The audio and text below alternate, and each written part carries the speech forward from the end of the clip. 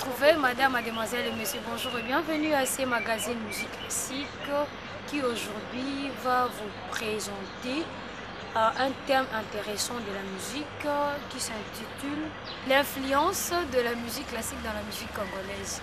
Pour beaucoup, nos vedettes, nos icônes de la musique ont emprunté pour d'autres un morceau, pour d'autres un extrait, pour d'autres encore un arrangement. Ensemble avec le professeur Héritier Maïmbi, il est professeur de l'orchestration à l'Institut national des arts. Il est aussi professeur de violon et professeur d'audition et analyse musicale, toujours à l'Institut national des arts. Ensemble avec lui, il va nous démontrer comment est-ce que la musique classique a influencé notre musique, parce que beaucoup nous l'écoutions, mais souvent nous ne prêtions pas vraiment attention de quoi il s'agit, que je vous laisse donc à suivre.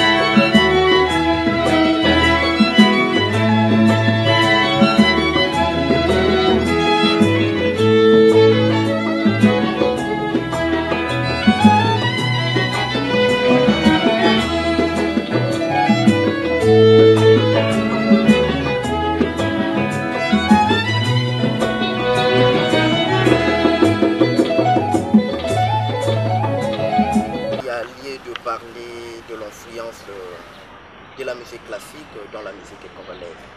D'abord, nous devons admettre qu'il y a présence de la musique classique à Kinshasa, mais aussi dans d'autres villes de la République démocratique du Congo. Alors, l'influence de la musique classique dans la musique congolaise, on peut les résumer sous trois aspects. Le premier aspect, on voit l'aspect orchestral, l'orchestration, donc c'est-à-dire l'utilisation des instruments. Et deuxième aspect, c'est l'aspect de l'arrangement. Comment est-ce que le musicien congolais arrange leurs chansons et comment est-ce que le classique influence leurs arrangements aussi. Et troisième aspect, c'est l'aspect de la création musicale, la création de l'œuvre, la composition. Voilà, c'est sous ces trois aspects-là qu'on peut concrètement voir l'influence de la musique classique dans la musique congolaise. Alors je reviens au premier aspect. Et avec ce premier aspect, il est facile de constater qu'actuellement, beaucoup de musiciens congolais arrivent à utiliser des instruments classiques dans leur formation musicale, dans leurs orchestres. Okay? Soit pour la forme, mais aussi soit pour une utilisation vraiment importante où on voit un instrument classique qui intervient et de façon aussi importante. Je cite par exemple le violon qui est un instrument d'origine classique qui dès le départ a été créé pour la musique classique, mais aujourd'hui on voit cet instrument dans la musique congolaise, dans plusieurs orchestres. Je peux citer comme l'orchestre et l'ensemble Kayel, où on voit la présence du violon. De manière permanente, il y a aussi le violoncelle, qui est un instrument aussi classique, mais actuellement, cet instrument se retrouve dans la musique classique et arrive à avoir aussi une place. On peut le constater dans plusieurs arrangements et même des clips vidéo que nous voyons, le violoncelle intervient. Mais il n'y a pas que cela, il y a aussi une façon de faire avec le musicien congolais aujourd'hui qui arrive à réorchestrer leurs œuvres, leurs chansons déjà jouées dans des albums, mais ils arrivent à le mettre sous forme classique, donc avec une formation complètement classique, où vous avez le violon, le violoncelle, les contrebasses, parfois des flûtes, mais la musique est complètement une musique congolaise.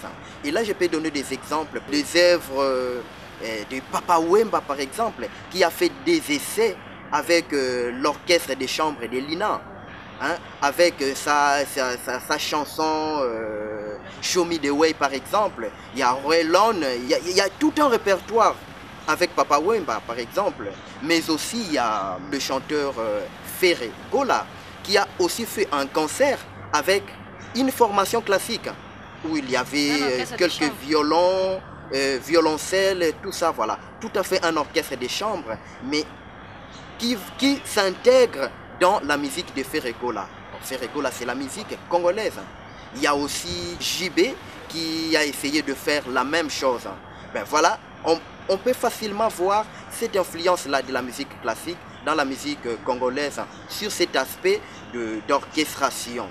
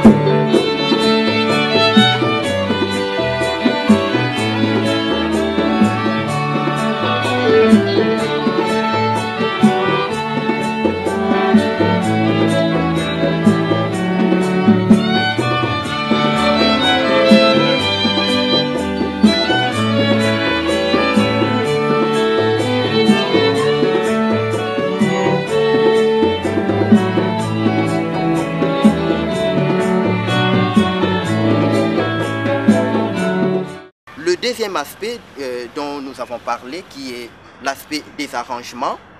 Il y a aussi actuellement des arrangements que nous écoutons où quelque part on a l'impression d'écouter tout un passage symphonique et tout un passage qui résonne comme si c'était vraiment une musique classique qu'on arrivait à intégrer, hein, dans un arrangement quelconque. Mais aussi, il y a même des empreintes, des extraits de musique classique qu'on retrouve dans des œuvres congolaises, des chansons congolaises, telles que l'emprunt que le chanteur Koffi Olomide a fait dans certaines de ses chansons. Je peux citer comme l'extrait de la petite musique de nuit de Mozart, hein, son premier mouvement. Je peux fredonner.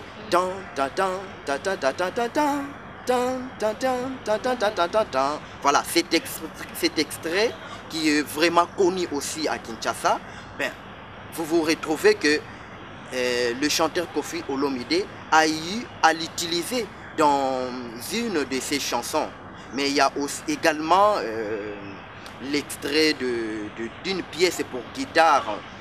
J'oublie un peu le titre de ces morceaux, mais je peux fredonner également.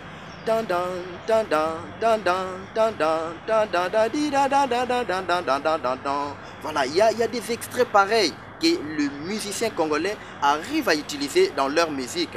Mais aussi, nous ne pouvons pas oublier l'extrait de Boléro de Ravel, hein, qu'on retrouve dans la chanson de Papa Wemba. Hein, l'extrait qui nous fait résonner encore cette belle musique. Et Papa Wemba qui va l'utiliser en faisant. Voilà, peut-être beaucoup ne le savaient pas. C'est tout un extrait d'une œuvre classique qui est le Boléro de Ravel. On constate que les musiciens congolais qui s'intéressent aussi d'une manière ou d'une autre de la musique classique et arrivent à faire des empreintes pour essayer de colorer leur musique, leurs œuvres, qui sont bien entendu des œuvres congolaises. Et le troisième aspect, c'est l'aspect de la création, la composition. Mais là, c'est encore beaucoup plus avancé.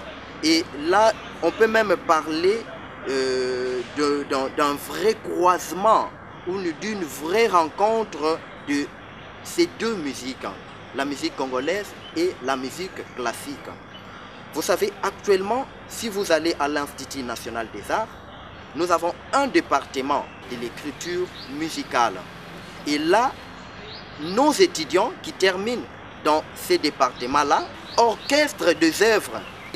Ils arrivent à prendre une chanson du terroir ou une chanson de la musique populaire, ils harmonisent avec les règles classiques, ils orchestrent avec les règles classiques et pour à la fin avoir toute une œuvre qui sera une œuvre classique. Ça peut être soit une symphonie, ça peut être une sonate, ça peut être un concerto, peu importe la forme qu'on peut choisir, mais on comprend que le thème principal était un thème ou reste un thème de la musique congolaise, mais encore plus un thème de la musique du terroir, mais avec lequel on va créer toute une œuvre classique. Et il y a aussi des compositeurs que je peux citer comme les maestros Armand Dianguienda qui créent des symphonies mais partant des thèmes de la musique congolaise, comme sa troisième symphonie intitulée Mon Identité. Hein? C'est un thème qu'il a pris dans la musique de l'Okélé. Voilà, facilement, on peut remarquer, on peut voir que la musique classique est bien présente à Kinshasa ou dans la République démocratique du Congo. Il y a vraiment beaucoup d'œuvres qu'on peut retrouver où la musique congolaise s'est fait sentir, mais également la musique classique est présente. Donc, l'influence de la musique classique dans la musique congolaise est tout à fait réelle. On ne reste pas seulement sous l'aspect de l'interprétation. On pourrait croire que la musique classique est présente à Kinshasa ou en RDC seulement sur le plan de l'interprétation, c'est-à-dire interpréter du Beethoven, du Mozart, du Bach, je ne sais pas moi qui encore. Non, pas seulement l'interprétation, mais vraiment dans des œuvres proprement dites des œuvres congolaises, on trouve la présence de la musique classique.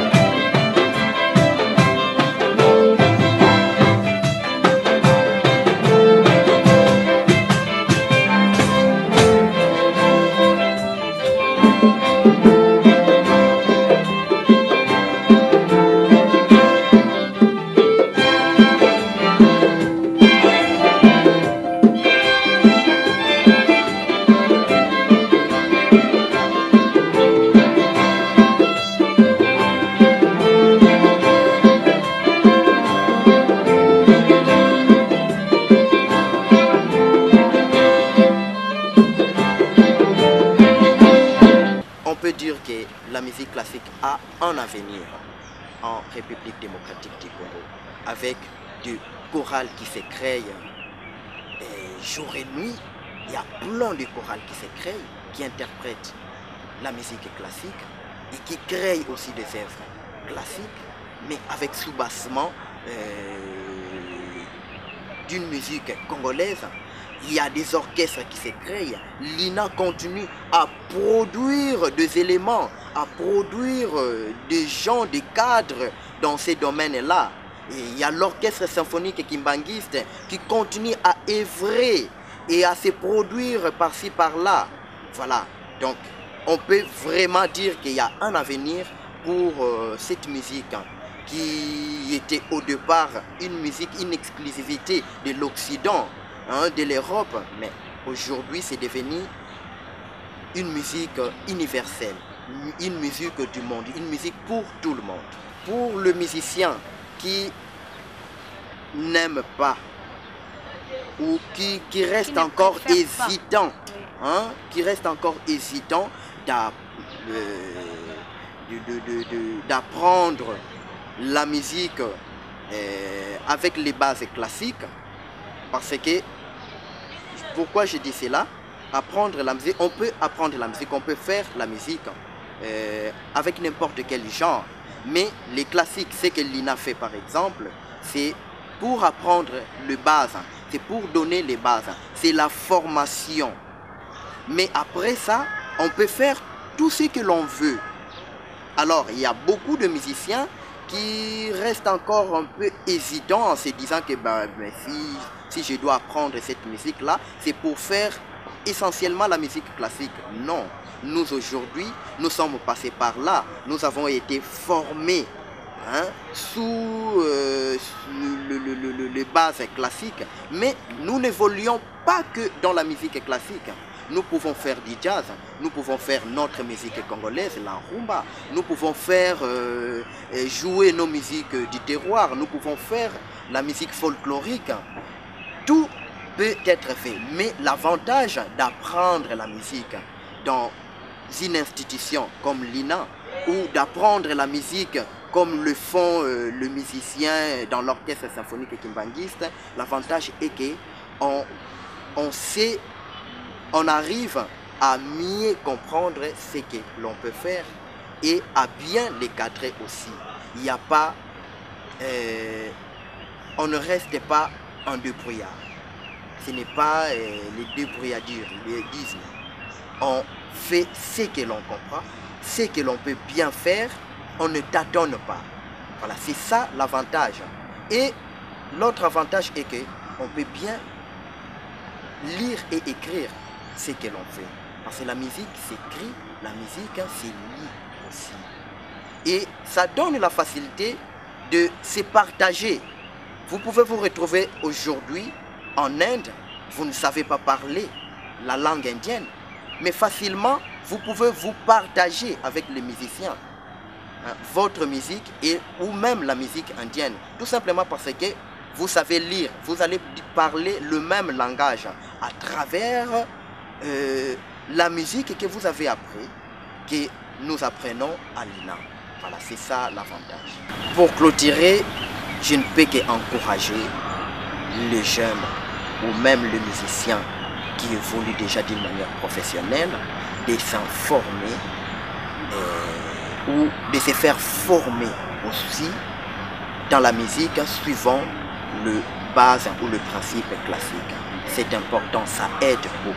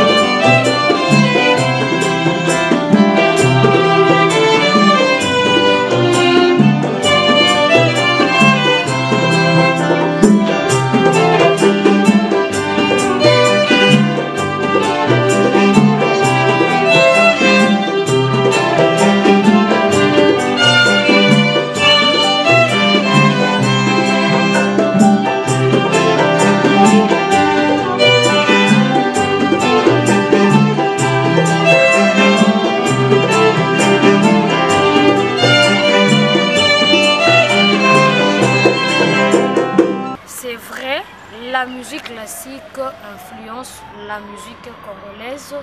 J'ose croire que dans vos maisons, beaucoup se sont souvenus de ces extraits, de ces œuvres à suivre. C'est là, mais sans pourtant comprendre que c'est l'influence de la musique classique dans la musique congolaise. C'est la fin de ce magazine. Merci pour votre fidélité. D'ici là, prenez bien soin de vous. Au revoir, les rendez-vous pour la prochaine.